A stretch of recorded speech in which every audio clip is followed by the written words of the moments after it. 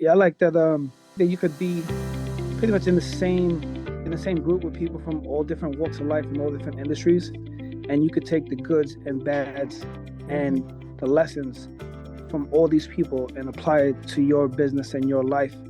And like people have like the same like common goals, but not necessarily think exactly the same about everything in life, but core values of what they want to be. I think that's the key part of being in the mastermind for me.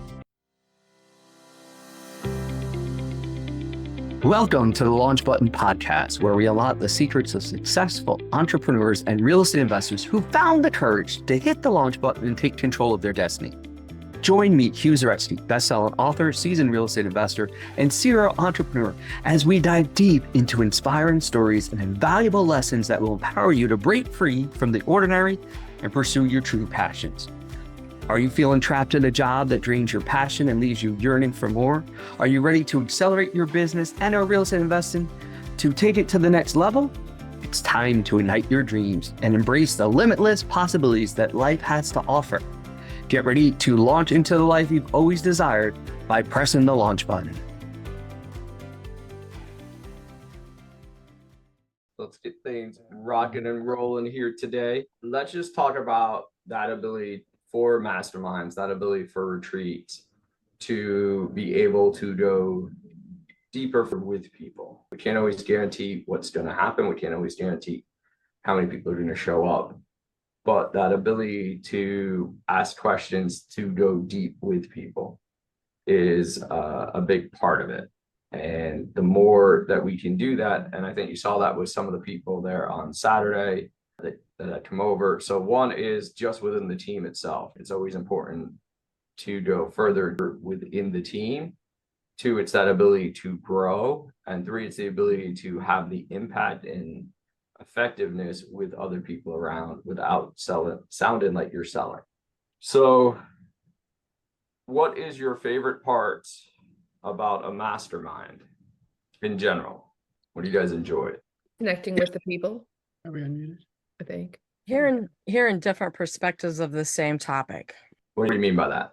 Well, I mean, we could talk real estate and everybody has different thoughts about real estate, what real estate is, what doing real estate investing is. It's just, I mean, and that's kind of a general statement on it, but we all see the same building, but we all see it differently. Meredith, when you say connecting with people, what do you mean by that? Getting to go deeper in person. Assuming we're talking about in person generally, I guess, which isn't necessarily the case, but that doesn't have to be in person. But when you're in a smaller group, you generally have the ability to go deeper in your connections with people. So as the mastermind sort of funnels down and you spend time in a, I'm not going to say confined group, but like in a group of people, but the more you spend time with them in a mastermind, the more you get to know them. One, because they're sharing their perspectives and they're different from yours, but just the concentrated time and the way people step in and share their experience in support of other people. Like, oh, you're going through something tough. I went through something similar. Here's how I dealt with it. Like, I like that sharing of experience because one, it helps people, and two, it helps you get to know each other better. Yeah, I like that. That you could be pretty much in the same group with people from all different walks of life and all different industries, and you could take the goods and bads and the lessons from all these people and apply it to your business and your life. And like people have like the same like common goals, but not necessarily think exactly the same about everything in life, but core values of what they want to be. I think that's the key part of being in the mastermind for me. Amanda? And I pretty much what everybody else said, but it's because it's everything. It's how we can all be talking about the same topic, but see different things. Like Jill said, we all see the same building, but everybody has different perspective. I like the going deep part also, because it's like with us, we know each other all so well, but when we're in that space together where we can't just talk about what's on the call or what are we doing, we talk about other things and we get to learn more about each other. We get to actually make the connections where, oh, I really do like these people, or I do want to share myself with them or share pieces of me, and you're willing to open up, and it doesn't have to be business. You get to become friends and then family and everything else. And that's what I really enjoy about masterminds, is building that connection. Yeah. Really getting to know I guess one of the ways of saying it is making sure you have the same core values. And in a mastermind, there's going to be people there that have that and don't, but the majority of people have that same core value, same belief. It doesn't have to be identical, but having that same core values of what they put first, if they put family first, or they put money first, if they put these, right? What's going to be that deciding factor? Because I've been in masterminds where, people have the ability to share profits, and then they don't. They take it all for themselves. And then you're like, okay, well, then we're not in a mastermind. We're just in your world. And so understanding that you have the same core values with people, and that you have that right drive and determination of giving and helping. And I think that that's a big part of it. So I know Craig and Meredith, you guys have run retreats and things before. What's been your favorite part of the live event? I think to what she was kind of saying earlier, it's the in-person connections, the energy, the ability to go deep with people, learn about who they are as a person, understand what they're going through so you can help them through it, and vice versa. And then obviously when you get comfortable enough with someone and you know their story and that they've gone through something similar to what you're going through, you can kind of leverage their experience and expertise and kind of lean on them a little bit and get through the tough moments. Because Amanda and I had been on a lot of calls and stuff together, but until we were there in person at the Kappa, we went deeper in person, one-on-one at Greg's house at the Kappa event than we ever had on a call with other people around. So when you're in person, you have the opportunity to sort of step away and do one-on-one. You have the group, you have more options available to you to be able to go deeper when you're in person. Yeah. It's not just the trainings, it's this in-between conversations, 100%. as we like to say. And that's what's great about the live events. So Jill, what was your favorite part about this weekend's event? You're going to start with me. I can't do the Amanda ditto. I agree times 3. Oh, man. Okay. I have to pick one. So Pick a couple if you want. okay, good. I think one of the biggest things that I really liked was that it was an opportunity, not just when we were alone, but when we had the other people that came to the event too, had that opportunity to all be together, but yet to be in smaller groups and get to connect with one-on-one. And I think the biggest takeaway that I have for it is that I could be myself. Oh, and you're going to make me cry, Hugh. That my husband actually attended and he felt comfortable. So thank you, Meredith and Craig. Yes, I've been doing your little 15 day program, and we'll talk about some of those that I really don't like later. But from them on this perspective, I think that was just really, it was a very comfortable atmosphere that we could all just be ourselves and didn't have to put on any kind of airs. So I think that was. Let me ask you about that, because JD sort of sat, so for those of you guys listening on the podcast, JD sort of sat back and wasn't really participating. He just wanted his chair in the back and just wanted to do his sort of hover from the outside and be the like we call him, the Facebook social media light stalker of everybody, telling us when people get new outfits and stuff and all of these things of different people. What allowed him to engage? Or because I know you had to say something to him to go over there and talk, and then I said something. I didn't say anything to him about sitting off to the side and just kind of observing, because I know that that's what he does. Being in an arena where he knows very little people and knows them. So he didn't know any of the people that attended, but he knows Joe and Amanda a little bit. He knows Hugh quite well. And so that was his securing anchor. But just to watch and be like, okay, this is what she does. This is what makes her happy. I'm going to go see what it is that makes her happy to do these things. And often I felt him watching me and you guys, us, interact together and interact in a group. And I could see a lot of things clicking off in his brain of, okay, because I tell him about all these things, you know, so it's kind of like, okay, I see that. Okay, that's cool. Because if you notice, after like Saturday afternoon, he really relaxed. He like started really, he was actually getting up and going over and talking to people later on in the night, day, evening, afternoon, but he did get up out of his chair, and that is his comfort zone. So I wasn't going to ask him to come out of it. The fact that he was attending this was a big step out of his comfort zone. Well, I did that. So maybe it was me. Maybe it's just Well, me. if you want to take the credit, but I'm going to give it to him for No, I doing give it to him, but you know? I had a conversation with him. He didn't want to go over and talk to people. And he says, well, they're talking about stuff I don't know about. I said, John, they're talking really know about real estate. Well, You can go yeah, and there. I heard you say that to him, but Yeah. no. And I told him, if you're not comfortable going, don't go. Just go if you're comfortable. Yeah. So, you know, somebody asked him something, and then that was, I don't know what the gentleman's name was, but he had asked him something. And then the sun kind of helped because it was shifting.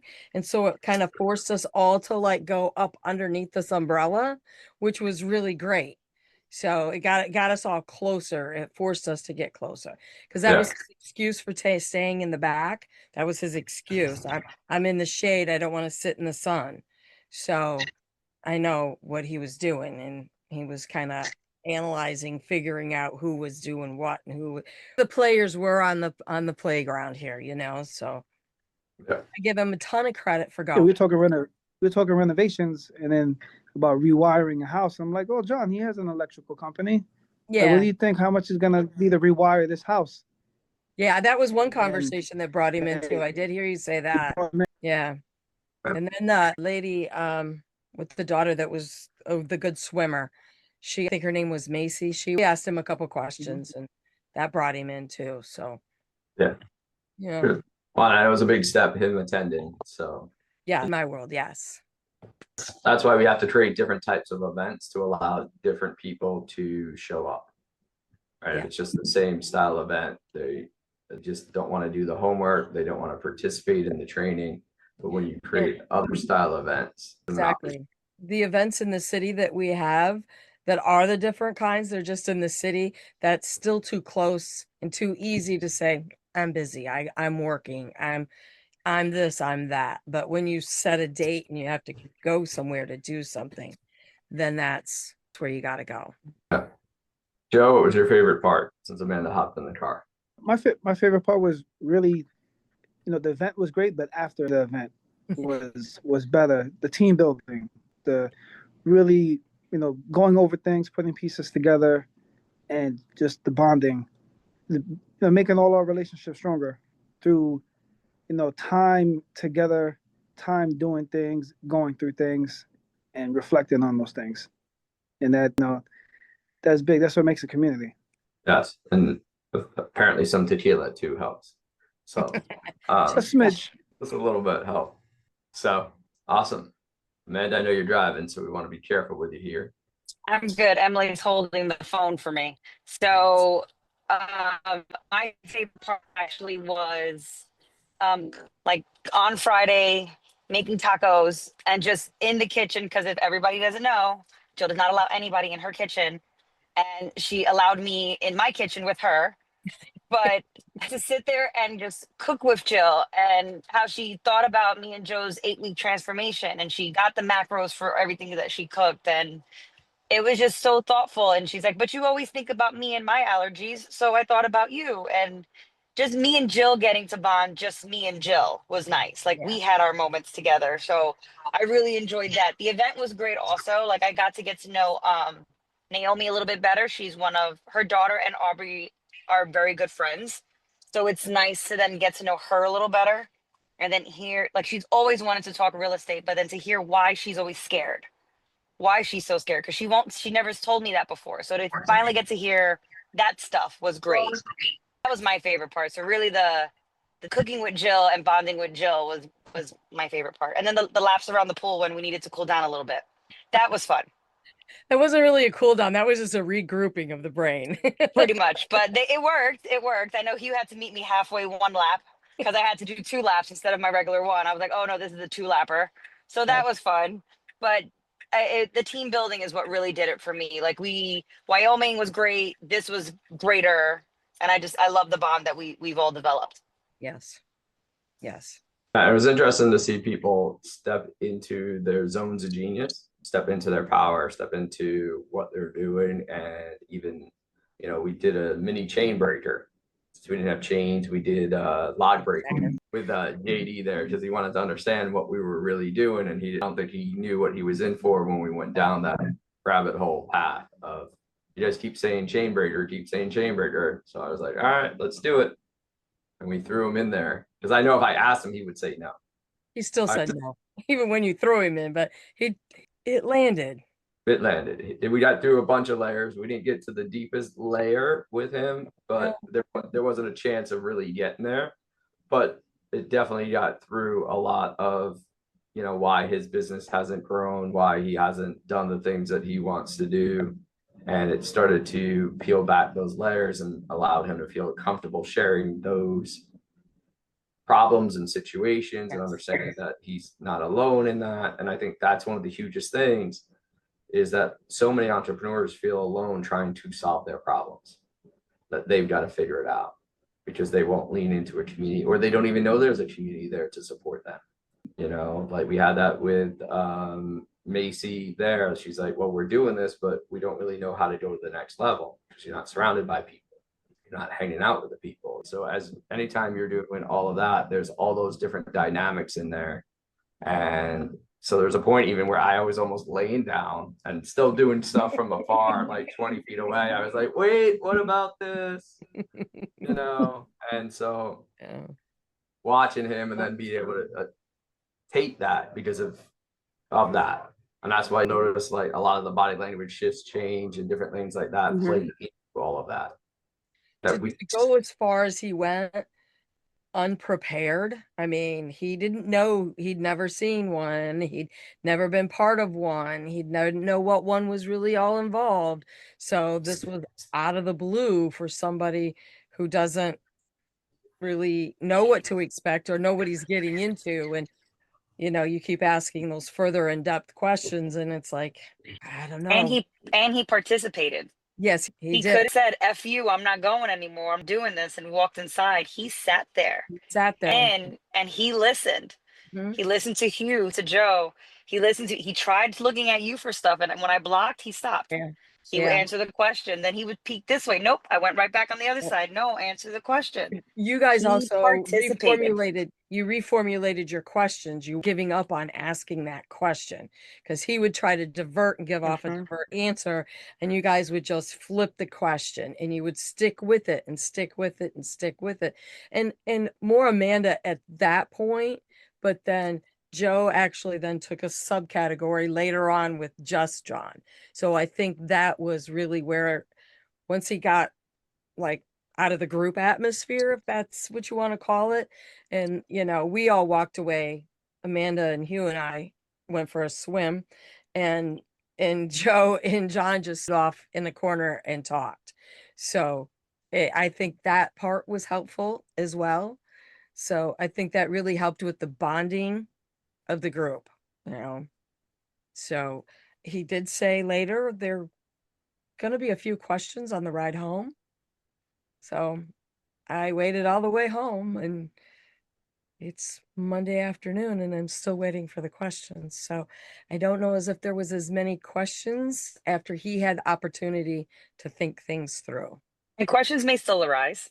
I'm sure they will. He's bubbling it. He's mulling things and questions. I still have questions about my chain breakers in Wyoming. And I was just saying the words change breaker and log stacker have not come up in conversation. So that may be the trigger when he hears it. But I think that was one of the that was probably like I can't see, it's hard to say like there was one specific point in that because there was a lot of them that really went deep. And I think so that would be if I have to pick one thing, how deep we went on conversations, emotions, feelings, support, gratitude, everything. You're muted. Sorry, for the people that have just shown up that were brand new, it also gave you guys an opportunity to invite them, like you said, to have those conversations for Ryan and his wife and Massey and them to the dynamic. And I think that shifted some things from their perspective of what you two were doing, right, Joe and Amanda, because they know you from your state, but to be able to see that, be able to see that you had support, be able to see that you had these other things. And I think when Massey was like, Hugh, I had a conversation with you in she pulled up the LinkedIn conversation from like 2022 or 2023. She's like, you were messaging me on LinkedIn at one point. I was like, I don't know. She's like, look, here it is. Like, that's how I know you. I thought I knew you from the job, but it turned out, no, I know you from an event or something like that. So, right, that gave you guys credibility as well, just being able to be like, hey, this is what we're doing. What I like too is like Naomi said, she was like, nobody brings kids. Like the kids all came. We had the pool open. Everybody play in the pool. The playground is open. Go play. I have games they can play. She goes, nobody has things where you can do with your kids. Like kids don't come to adult things like this. Like that's not what happens. And I'm like, no, my kids come. So I do event with kids. Like they're part of it. They're part of the legacy. They're taking on the I'm done. This is for them. We want them involved. So she texted me this morning that she had a great time and loved that the kids were involved, that the kids got to come and play, and she didn't feel pressured into having to run home because she had to go get the kids. What were you gonna say, Joe? I saw the look in the eyes. Me? I think I forgot. Take a lap around the pool. It'll come back Yeah, to there you. was something. Yeah. But yeah, I think that's a big thing. And then also I think that ability to have people show up at an event upstate New York, there isn't a big market or hasn't been a big follow-on, it's just to break that ice now. So the next time you'll have more, the next opportunity there is to go ahead and do that, to build bigger, deeper with everything. And it starts the foundation. But with everything as entrepreneurs, we got to start.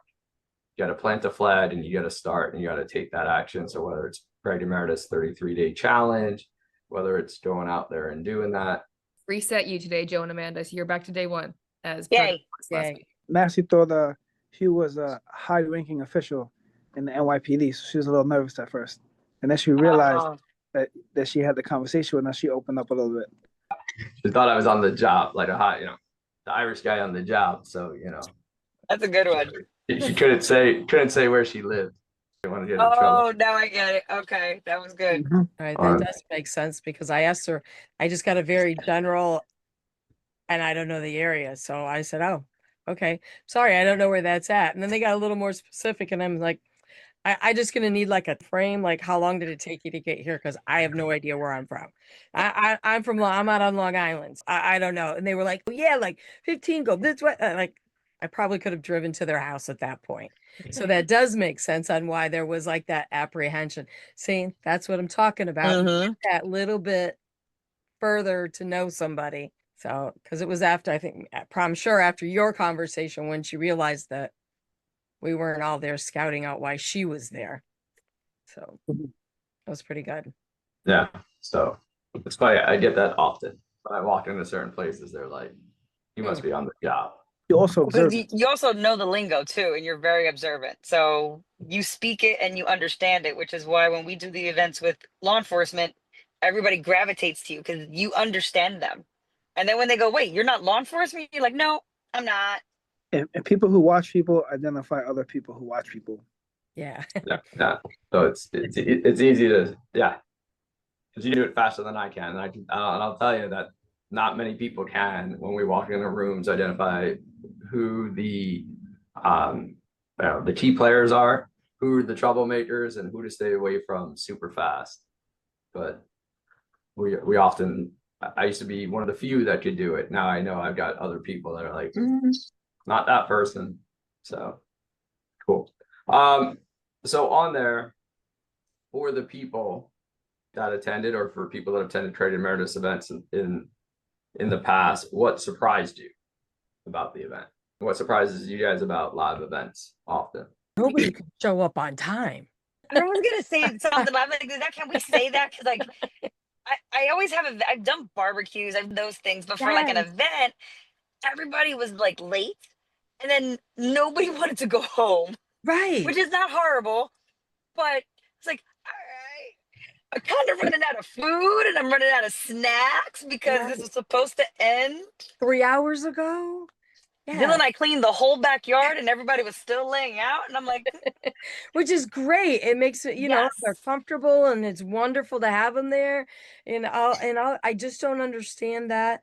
And event, I cannot think of an event we have not either held or been a part of or attended that people just don't show up late.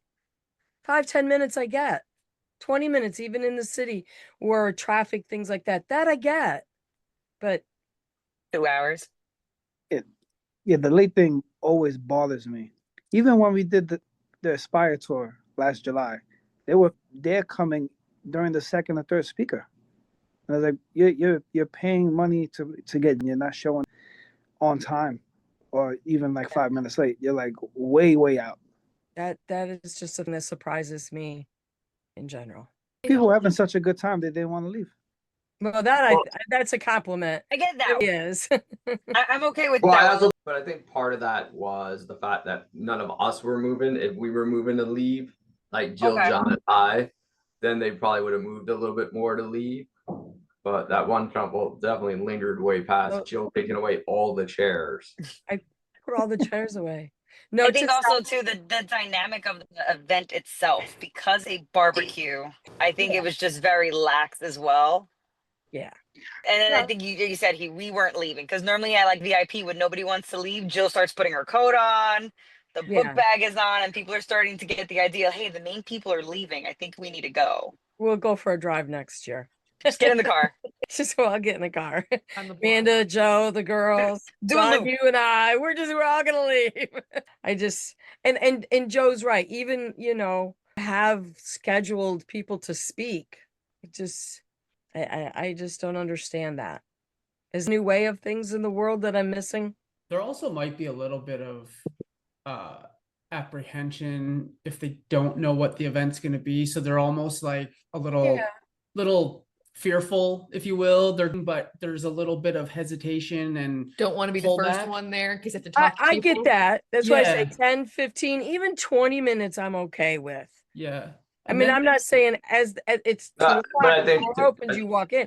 No, but I hour think and a half, to Craig's point, it's the value of the event.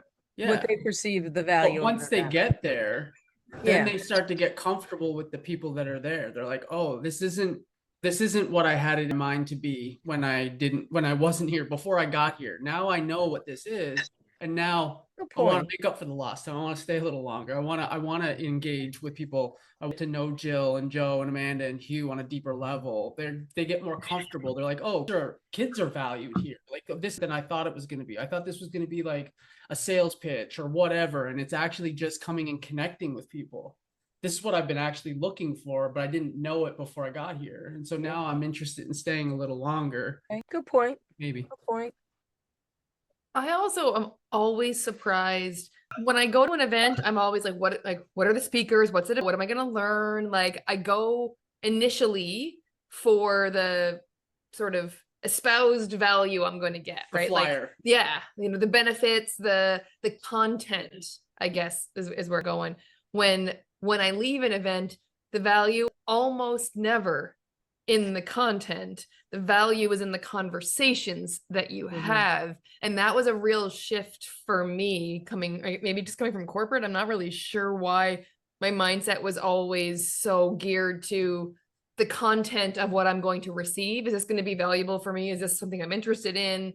It's all about the content. And then when I leave, I'm not so much anymore because it's happened so many times, but I was always so surprised that when I think back to my favorite parts and what I got the most out of, it's always the conversations with people between the content. Like the content always becomes secondary to the conversation. And that was a big surprise for me when I started going to events in person.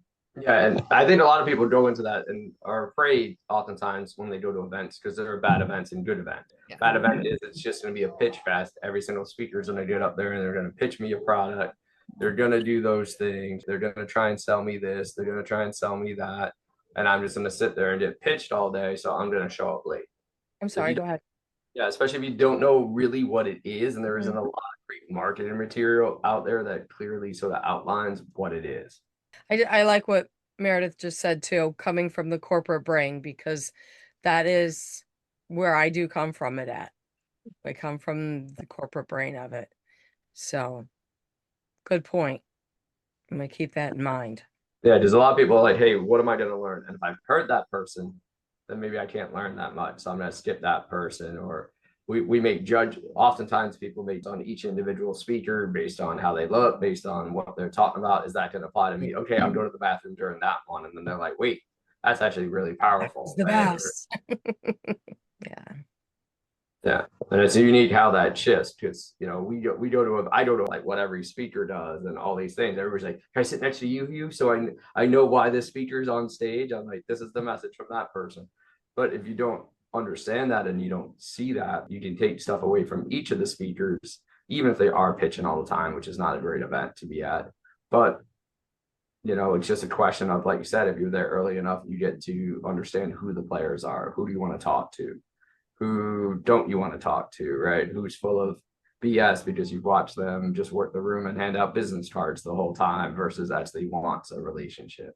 And it's just a time value, right? What's the value of my time? How many hours can I be here?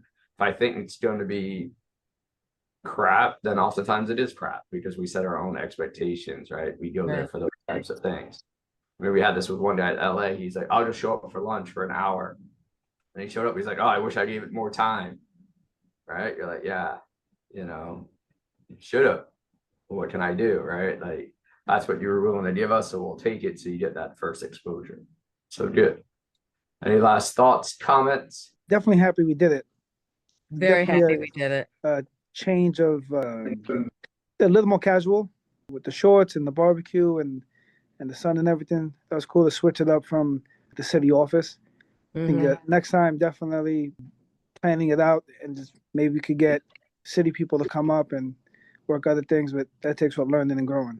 But those are definitely cool. Yep, definitely opportunities. Even to drive up to Canada. So, even do that, right? We're right on the border. You can do an event half on, half off, whatever it happens to be. We're just outside Niagara Falls right now.